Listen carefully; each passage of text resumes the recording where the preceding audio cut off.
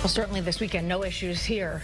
It was absolutely gorgeous. Picture perfect. Stunning. Yes. It was a stunning weekend. And you know what? Most of this week is going to be dry and fairly bright.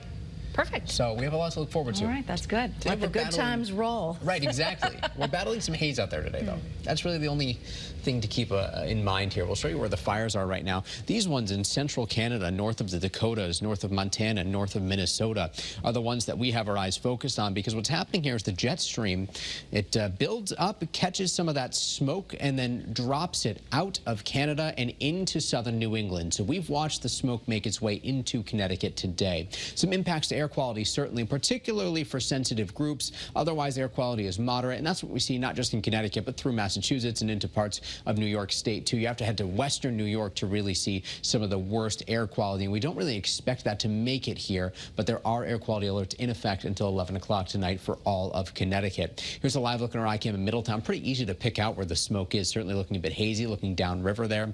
But First Alert Futurecast continues to show that the smoke will actually thin out as the night goes on, and especially into the day tomorrow. While we'll still have a bit of a haze to the skies, it's not quite as thick as what we're dealing with today, so perhaps we'll even see less of an impact to air quality, which would be great news. But we did hear from the National Weather Service that these air quality alerts for today, at least for parts of the state, will be extended through tomorrow, again 11 a.m. to 11 p.m. It's not just the smoke that we're concerned with, it's ground level ozone, particularly along the 95 corridor. So if you're sensitive to that, if you have a pre-existing condition, just something to keep in mind. We have high pressure and control around the wind, wind moves in a clockwise manner, so that's part of the reason why we're able to grab onto that smoke and drop it into Connecticut. This right here, Tropical Storm Dexter, will take you there right now. It has winds right now of 45 miles per hour. Pressure is 30 millibars, moving northeast at 15 miles per hour. And it starts to get picked up by the jet stream later this week. It gets pulled away from Connecticut, so no concerns there. Coming up later in the newscast, we'll talk a bit more about some of the things that are brewing in the tropics. Temperatures across the state right now are in the 80s, typical for this time of year, and up compared to where we were yesterday. We are expecting temperatures to drop as the night goes on, down to around 80 by 8 o'clock tonight, and sunset is shortly after 8 o'clock. 8:05 is when the sun will set tonight. We're down into the 70s and eventually the 60s as we enter the overnight hours. This nearly stationary front drops south tomorrow, allowing for some isolated shower development. We're expecting most towns to stay dry.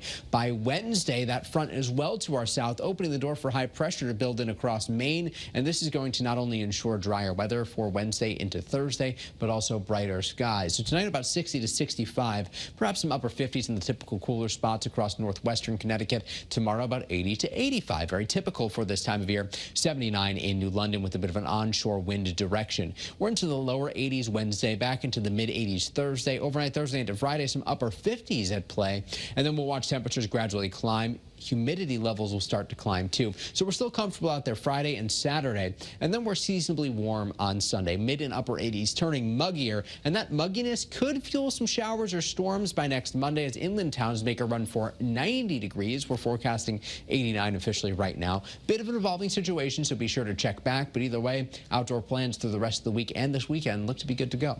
All right, Mike, thank you. Sounds good.